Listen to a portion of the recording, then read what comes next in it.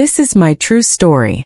I am Miss Alberta James, 70 years old, and if you enjoy powerful stories like this, don't forget to subscribe for more, because what I'm about to share is a lesson in heartbreak, dignity, and the quiet strength of a mother who finally decided to put herself first. It started on a Tuesday morning, the kind where the sun was just peeking through my kitchen window and I was humming to myself, thinking about what dress I'd wear to my son's wedding.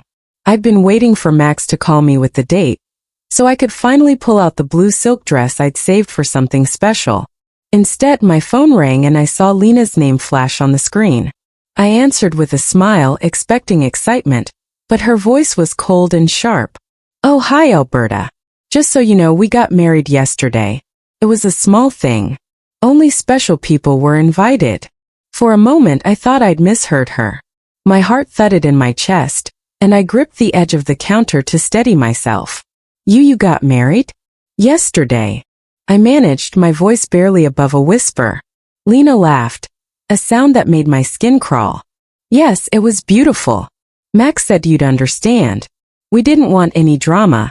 Just a simple ceremony with people who matter." I stood there, staring at the wedding dress I'd bought for Lena, still hanging in my closet with the tag on, and felt something inside me snap. 3 years of paying their rent, buying their furniture, filling their fridge, and covering every emergency. And I wasn't even worth a phone call or a seat at my own son's wedding. I hung up before Lena could say anything else, my hands shaking, my mind racing with memories of every sacrifice I'd made for Max. I thought about the time I skipped my own doctor's appointment to send them money for a car repair, the holidays I spent alone so they could travel and make memories, the way Lena always called me old lady behind my back, thinking I couldn't hear. I walked through my house, every room filled with reminders of what I'd given up for them, and I realized I'd been living my life for people who saw me as nothing more than a wallet with a heartbeat. That afternoon I sat at my kitchen table, surrounded by receipts and bank statements, and did the math. Over 3 years I'd given them more than $40,000. Enough to buy a new car, enough to take a trip around the world, enough to build a life of my own. The realization hit me like a wave. I'd been buying love that was never for sale. As the sun set, I made a decision. I would not let Max and Lena use me for another day. I would not let their betrayal define the rest of my life. I called a locksmith and scheduled an appointment for the next morning. I called my bank and set up new security measures on all my accounts. I called my old friend Mavis and asked her to come stay with me for a while. And then I sat in the quiet, feeling the first flicker of peace I'd known in years. The next day I walked into the hardware store, my head held high, and told Mr. Carter I needed the best locks and a security system for my house. He looked at me, really looked, and nodded. "It's about time, Miss Alberta. You deserve to feel safe." As I left the store, I felt lighter, stronger, and more myself than I had in decades. I knew Max and Lena would come looking for more, but this time I was ready. This time I would not be the victim. This time I would be the woman who finally put herself first, and I would make sure they never forgot it. The next morning I woke before dawn, my mind sharper than it had been in years, the old ache in my chest replaced by a quiet, simmering resolve. I brewed a pot of strong coffee and sat at the kitchen table, watching the locksmith's van pull up outside. Mr. Carter himself came to the door, toolbox in hand, and gave me a nod of respect I hadn't seen from a man in a long time. "We'll get you fixed up, Miss Alberta. No one's getting in unless you want them to." As he worked, I walked through the house, making a list of everything I'd bought for Max and Lena over the years. Sofas, a refrigerator, a new mattress, even the curtains in their apartment. I remembered every phone call, every "Mama, can you help us out just this once?" And every time I'd said yes, thinking it would bring us closer. Instead, it had only made me invisible. By the time Mr. Carter finished, the house felt different, safer, more mine. He showed me how to use the new security system, his voice gentle but firm. "You call me if you ever feel uneasy, you hear? You're not alone." I thanked him, feeling a lump in my throat. After he left, I called my bank and spoke to the manager, Mrs. Evans, a woman I'd known since she was a teller. I explained what had happened, and she listened with a mix of sympathy and outrage. "Miss Alberta, I'll put a freeze on any joint accounts and flag your name for any suspicious activity. If anyone tries to access your money, you'll know before they do." I hung up, feeling a weight lift from my shoulders. For the first time in years, I was taking care of myself. That afternoon, Mavis arrived with a suitcase and a casserole, her eyes full of questions but her arms open wide. "You don't have to say a word, Alberta. I'm here for as long as you need." We sat on the porch watching the world go by, and I told her everything, about the wedding, the years of sacrifice, the way Lena had looked at me like I was nothing. Mavis listened, her face growing hard. "You gave them everything and they gave you nothing. It's time to live for yourself." That night I slept with the windows open, the cool breeze carrying away the last traces of shame and regret. But just as I was drifting off, my phone buzzed. A text from Max. "Hey Mom, can you send us $500 for rent? Lena's card isn't working." I stared at the screen, my heart pounding, and for the first time I didn't feel guilt or fear. I felt free. I put the phone down, turned off the light, and let myself dream of a life where I was more than just a backup plan. The next morning I woke to another text, this time from Lena. "We need money. Don't make us come over there." I smiled a slow, satisfied smile and deleted the message. I knew they'd come eventually, but I was ready. I was no longer the woman who waited by the phone, desperate for scraps of affection. I was Miss Alberta James, and I was about to show them just how strong a mother can be when she finally chooses herself. It didn't take long for Max and Lena to show up at my door, just as I knew they would. It was a Saturday afternoon, the kind of day when the sun is too bright and the air too heavy, and I was in the middle of baking a peach cobbler with Mavis when I heard the sharp knock.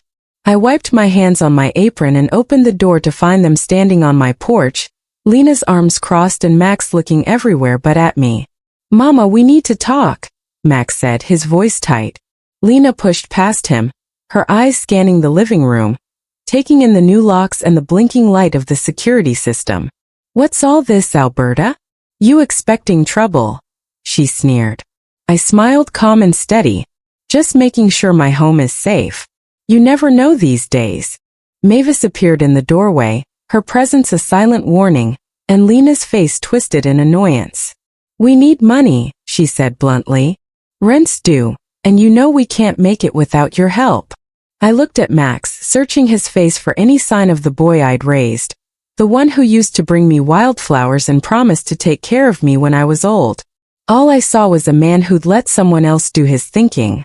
"I'm sorry, Max. I can't help you anymore. I have to look after myself now." Max's jaw clenched, and for a moment I thought he might argue, but Lena jumped in, her voice rising. "After everything we've done for you? All those visits, all those holidays we spent here instead of with my family? You owe us, Alberta." I felt a flicker of anger, but I kept my voice even. "You're right, Lena. You did come here for holidays.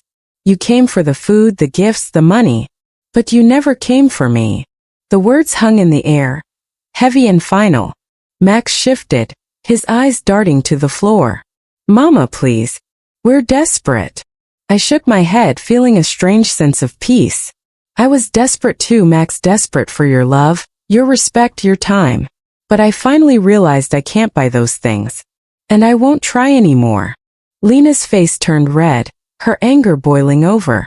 "You'll regret this. We'll make sure everyone knows how you treat your own son." I smiled a slow, knowing smile. "You do what you need to do, Lena. I'll be just fine." Mavis stepped forward, her voice sharp as a knife. "You two need to leave. Alberta's done being your safety net." They glared at us, but I could see the fear in their eyes. They knew the game had changed. As they left, Lena slammed the door so hard the windows rattled, but I just stood there, feeling lighter than I had in years. Mavis hugged me, her eyes shining with pride. "You did it, Alberta. You finally stood up for yourself." That night I sat on the porch, the air cool and sweet, and let myself dream of a future where I was more than just a mother, more than just a bank. I was Miss Alberta James, and I was finally free to live my own life. But I knew Max and Lena wouldn't give up so easily. The next battle was coming, and I was ready to face it head on, with my head held high and my heart wide open. The days after that confrontation were strangely quiet, but I knew better than to trust the peace. I kept busy cleaning out closets and sorting through old papers, reclaiming every corner of my house as my own. Mavis stayed with me, her laughter and stories filling the rooms with warmth I hadn't felt in years. Still, every time the phone rang or a car slowed down in front of my house, my heart would skip, bracing for the next move from Max and Lena. Sure enough, it came on a Thursday evening, just as the sun was setting and the sky was painted with streaks of gold and purple. My phone buzzed with a message from Max. "We're coming over. We need to talk about the house." I didn't reply. Instead, I double-checked the locks, turned on the security system, and set out 2 cups of tea, one for me, one for Mavis. When the knock finally came, it was louder, more insistent than before. I opened the door to find Max and Lena standing there, Lena's face twisted with anger, Max looking tired and desperate. "Mama, we need a place to stay," Max said, his voice barely above a whisper. "We got evicted. Lena lost her job and I can't cover the rent." Lena pushed past him, her eyes scanning the living room. "You have plenty of space, Alberta. It's only fair you let us stay until we get back on our feet." I stood my ground, my voice calm but firm. "I'm sorry, but this is my home. I need my peace.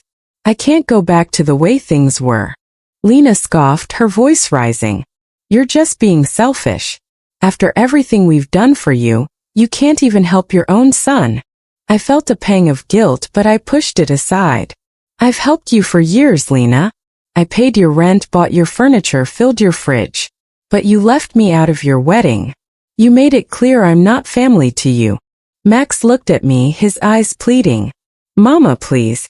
Just for a little while." I shook my head, tears stinging my eyes. "I can't, Max. I have to take care of myself now." Lena's face hardened. "Fine. But don't expect us to come running when you need help." I watched them leave, my heart heavy but my resolve unbroken. Mavis hugged me, her voice gentle. "You did the right thing, Alberta. You can't save people who don't want to be saved." That night I sat on the porch, the air cool and still, and let myself grieve for the family I thought I had.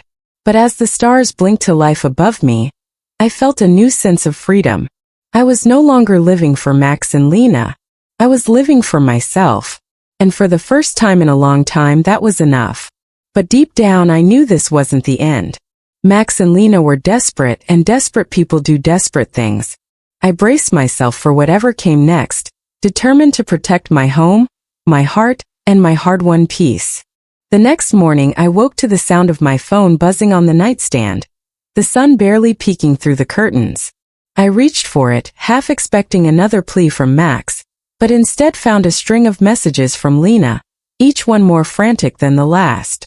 "You can't just shut us out, Alberta. We're family. We need your help. Then, if you don't let us stay, we'll have no choice but to go to the bank and get what's ours." I sat up, my heart pounding, and scrolled through the rest, threats about calling social services, rumors she'd spread about me being unfit, and a final message. "You'll regret this." I took a deep breath, steadied my hands, and called Mrs. Evans at the bank. "Lena's threatening to access my accounts," I explained, my voice calm but urgent. Mrs. Evans reassured me. "Don't worry, Miss Alberta. Your accounts are locked down. No one but you can touch them now." I thanked her, relief washing over me, but I knew Lena wouldn't give up so easily. I spent the morning reviewing my will and double-checking every document, making sure there were no loopholes, no way for Max or Lena to claim a penny more. Mavis watched me, her eyes full of concern. "You're doing the right thing, Alberta. But you need to be careful. People like Lena don't just walk away." I nodded, feeling the weight of her words. That afternoon, I got a call from my neighbor, Mr. Johnson. "Saw a couple hanging around your mailbox, Alberta. Didn't look like they belonged." My stomach twisted. I thanked him and called the locksmith again, asking for extra security on the back door and a camera for the porch. "You can't be too careful these days," Mr. Carter said, his voice kind but firm. As the sun set, I sat on the porch with Mavis, sipping sweet tea and watching the world grow quiet. "I never thought it would come to this," I admitted, my voice barely above a whisper. I always thought if I just gave enough, loved enough, they'd come around. Mavis squeezed my hand. Some people only love what you can do for them, not who you are. But you're not alone, Alberta. You have me, and you have yourself. That night I locked every door and window, set the alarm and tried to sleep. But my mind raced with memories. Max as a little boy, Lena's first smile. The years I spent trying to buy their affection. I realized then that I was grieving not just for them, but for the woman I used to be, the one who thought love could be earned with sacrifice. As I drifted off, I promised myself that no matter what happened next, I would not go back. I would not let fear or guilt rule my life. I was Miss Alberta James, and I was done being anyone's victim. But as the night deepened, I couldn't shake the feeling that the real test was still to come. And this time I would be ready. The next day dawned gray and heavy, the kind of morning that makes you feel every year in your bones. I moved through the house in silence, checking the locks, peeking through the curtains, and feeling the weight of every decision I'd made. Mavis tried to distract me with stories from her church choir, but I could see the worry in her eyes. Around noon the doorbell rang. I checked the camera feed before opening the door, and there stood Max alone, looking older and more tired than I'd ever seen him. I let him in, my heart pounding, unsure if I was about to face another plea or a confrontation. He sat at the kitchen table, his hands shaking as he reached for his coffee. "Mama, I'm sorry," he said, his voice raw. "I didn't know Lena was going to do all this. I just wanted to make her happy. I thought if I could give her everything, she'd finally love me the way I wanted." I listened, my anger softening just a little. "Max, love isn't something you can buy. I learned that the hard way, too." He nodded, tears in his eyes. "She's gone, Mama. Packed her things and left last night. Said I was useless if I couldn't get her what she wanted." I reached across the table, taking his hand in mine. "You're not useless, Max. But you have to learn to stand on your own 2 feet. I can't save you from your choices, but I can help you start over. If you're willing to do the work." He nodded, his shoulders slumping in relief. "I want to try, Mama. I really do." We spent the afternoon talking, really talking, for the first time in years. He told me about the pressure he felt to keep up with Lena's demands, the shame he carried for letting her treat me so badly, and the fear that he'd lost me for good. I told him about the years I spent waiting for his love, the sacrifices I made, and the moment I realized I had to choose myself. As the sun set, Mavis joined us on the porch, her laughter breaking the tension. "Well, look at us, 3 old souls finally learning how to be honest." We all laughed, the sound light and healing. That night, as I locked up the house, I felt a new sense of hope. Maybe things wouldn't be perfect, but maybe, just maybe, Max and I could rebuild something real. But as I drifted off to sleep, my phone buzzed with a new message, this time from Lena. "You think you've won, Alberta, but I'm not done yet. You'll regret shutting me out." I stared at the screen, my heart steady. I was done being afraid. Whatever Lena had planned, I was ready. I was Miss Alberta James, and I had finally learned that the only person I needed to save was myself.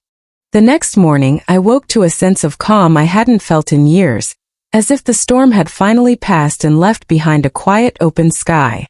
Max was still asleep on the couch, his breathing deep and even, and Mavis was already in the kitchen, humming as she made a pot of oatmeal. I poured myself a cup of coffee and sat at the table, letting the warmth seep into my hands. For a moment I allowed myself to hope that maybe, just maybe, the worst was behind us. But as I scrolled through my phone, I saw a new email from Lena. The subject line screaming in all caps, "You owe me." I opened it, my heart pounding, and read her threats. She claimed she'd tell everyone in the neighborhood that I was a cruel, senile old woman, that I'd stolen from her, that I was unfit to live alone. She even attached a photo of herself standing in front of my house, a smug smile on her face. I felt a chill run down my spine, but I refused to let fear take root. Instead, I forwarded the email to Ms. Freeman, my lawyer, with a simple note, "Please advise." Within an hour, Ms. Freeman called. "Alberta, you've done everything right. Keep documenting every message, every threat. If she steps foot on your property, call the police. You're protected by the law now." I thanked her, feeling a surge of relief.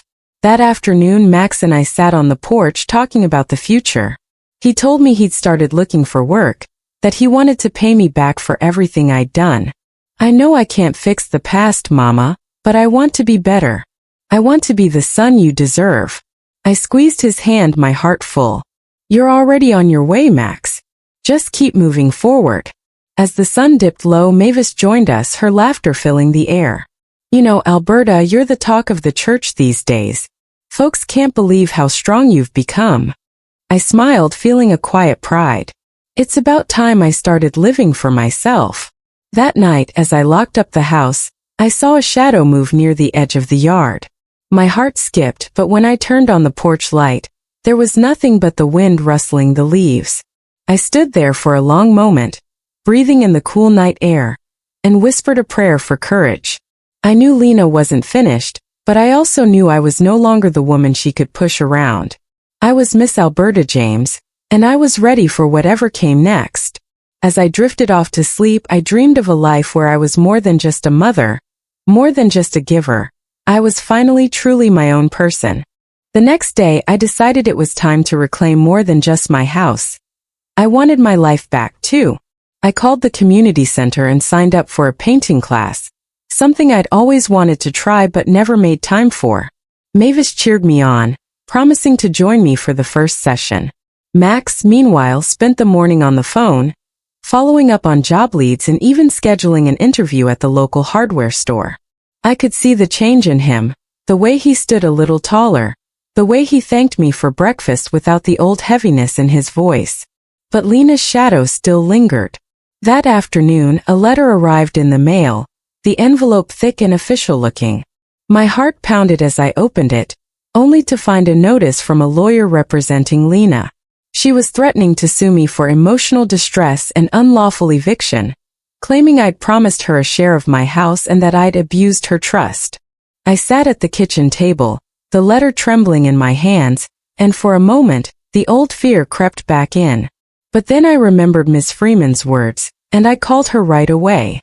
She listened, calm and steady, then said, "Alberta, this is just another scare tactic. She has no legal claim.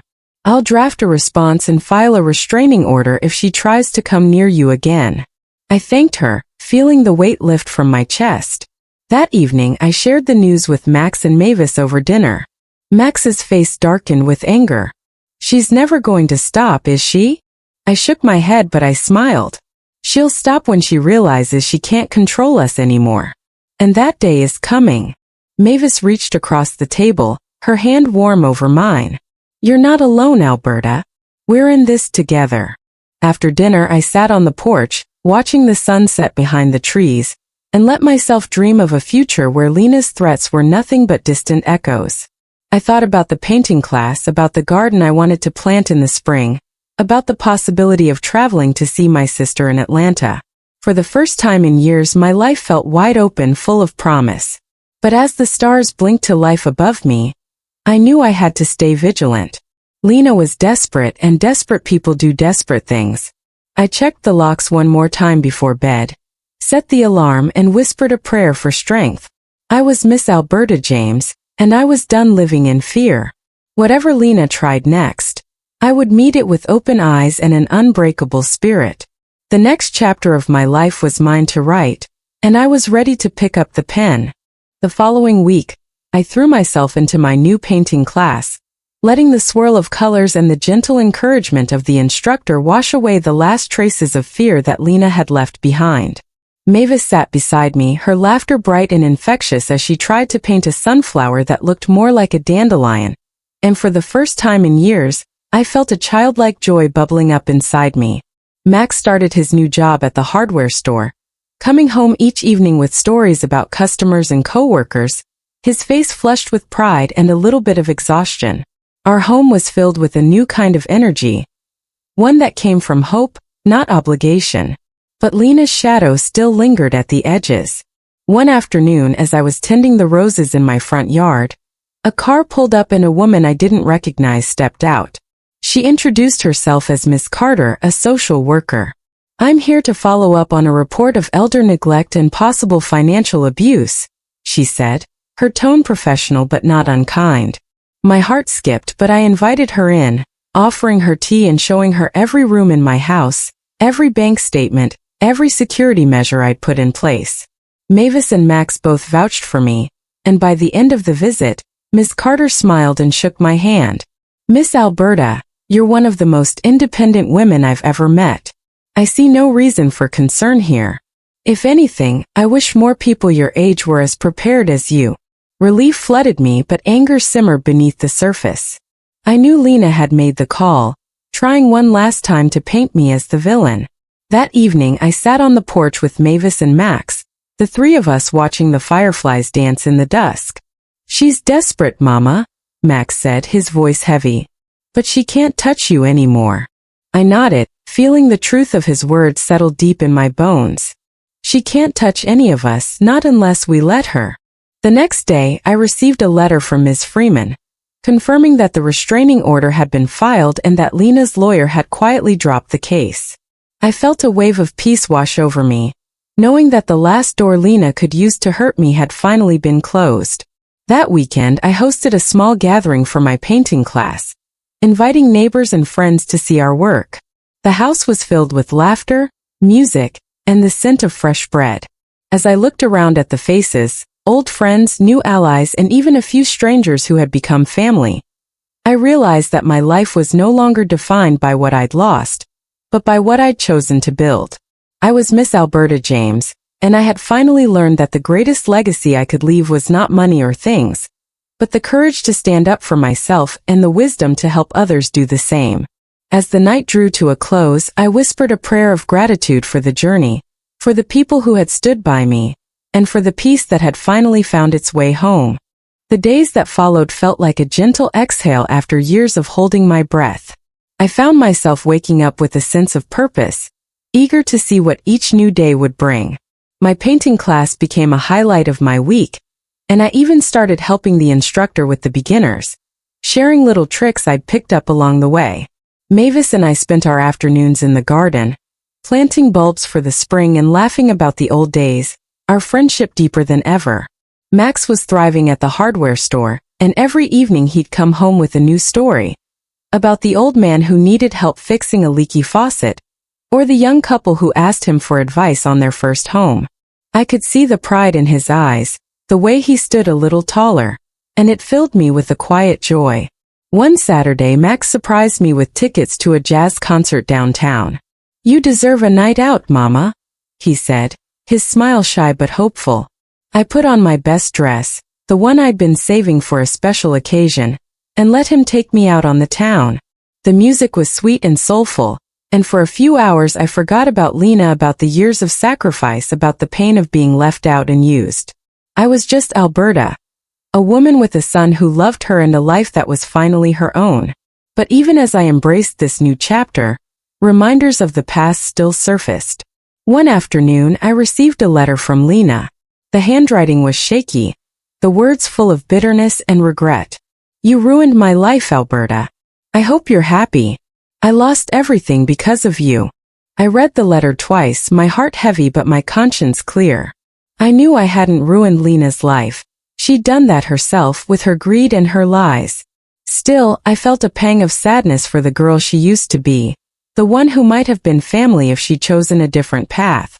I tucked the letter away, a reminder of how far I'd come.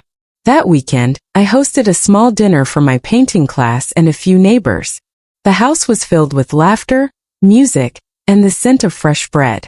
As I looked around at the faces, old friends, new allies, and even a few strangers who had become family, I realized that my life was no longer defined by what I'd lost, but by what I'd chosen to build. I was Miss Alberta James, and I had finally learned that the greatest legacy I could leave was not money or things, but the courage to stand up for myself and the wisdom to help others do the same. As the night drew to a close, I whispered a prayer of gratitude for the journey, for the people who had stood by me, and for the peace that had finally found its way home. The weeks rolled on, and with each passing day, I felt more like myself than I had in decades. My home was no longer a place of anxiety or waiting for the next shoe to drop. It was a sanctuary, filled with the gentle hum of new beginnings. Max settled into his job, and I watched him grow into a man who was finally proud of his own choices, not just the ones he made for someone else. He started volunteering at the community center, helping young men learn basic skills and, more importantly, how to stand up for themselves. Mavis and I became the unofficial aunties of the neighborhood. Our porch always open for a cup of tea and a listening ear. The painting class blossomed into a little community of its own, and soon we were hosting art shows in my living room, the walls covered in sunflowers, cityscapes, and portraits of strong women. One afternoon, a young woman named Tiana approached me after class, her eyes full of hope and fear. "Miss Alberta, I heard what you went through. My mother is going through something similar. Her own daughter is trying to take her house. She doesn't know what to do." I took Tiana's hand, feeling the old ache of recognition, and promised to help. "Tell your mother she's not alone. Bring her by next week and we'll talk." That night, as I sat on the porch with Mavis and Max, the three of us watching the fireflies dance in the dusk, I realized that my story had become a lifeline for others. Women from all over the city started calling, asking for advice, sharing their own stories of betrayal and survival. I started a support group, and every Thursday evening, my living room filled with laughter, tears, and the kind of strength that only comes from women who have been through the fire and come out shining. One evening, after a particularly moving meeting, Max hugged me tight. "I'm proud of you, Mama. You turned your pain into something beautiful." I smiled, my heart full. "That's what we do, baby. We take what tried to break us and use it to build something better." As the weeks passed, I received another letter from Lena, this one softer, almost apologetic. "I'm sorry, Alberta. I was wrong. I hope you can forgive me someday." I sat with the letter for a long time, letting the words settle. Forgiveness, I realized, wasn't about letting someone back in. It was about letting myself move forward. I wrote her back, wishing her peace and hoping she'd find her own way. That night, as I drifted off to sleep, I whispered a prayer for Lena, for Tiana's mother, for every woman who'd ever been made to feel small. The journey wasn't over, but I knew that whatever came next, I was ready. I was Miss Alberta James, and I had finally learned that my worth was never measured by what I gave away, but by the love and wisdom I chose to keep for myself. The morning of my 71st birthday arrived with the gentle breeze and the golden light of a new season streaming through my kitchen window, casting soft patterns on the table where I'd spent so many mornings worrying, hoping, and finally healing. I woke to the sound of laughter and the smell of cinnamon rolls. Mavis and Max had teamed up to surprise me, and their joy was infectious. As I stepped into the kitchen, I was greeted by a chorus of "Happy Birthday, Mama!" and a table overflowing with flowers, cards, and homemade gifts from my painting class and support group. Tiana and her mother were there too, their faces glowing with gratitude and newfound confidence. The house was alive with the music of community, every room filled with the warmth of people who had become family by choice, not just by blood. After breakfast, Max handed me a small wrapped box. Inside was a silver locket, engraved with the words, "Strength, Dignity, Love." I pressed it to my heart, tears stinging my eyes as I realized how far we'd all come. Later, as the sun climbed higher, we gathered in the backyard for a garden party. The air was filled with laughter, the scent of blooming roses, and the sound of children playing. Women from my support group shared their stories, each one a testament to the power of resilience and the beauty of second chances. Mavis raised a toast, her voice strong and proud. "To Alberta, who taught us all that it's never too late to choose yourself, to stand up for your peace, and to turn pain into purpose." The crowd echoed her words, and I felt a wave of gratitude so deep it nearly brought me to my knees. As the afternoon faded into evening, I sat on the porch with Max and Mavis, watching the sky turn shades of gold and lavender. Max squeezed my hand, his eyes shining. "I'm proud to be your son, Mama. Thank you for never giving up on me.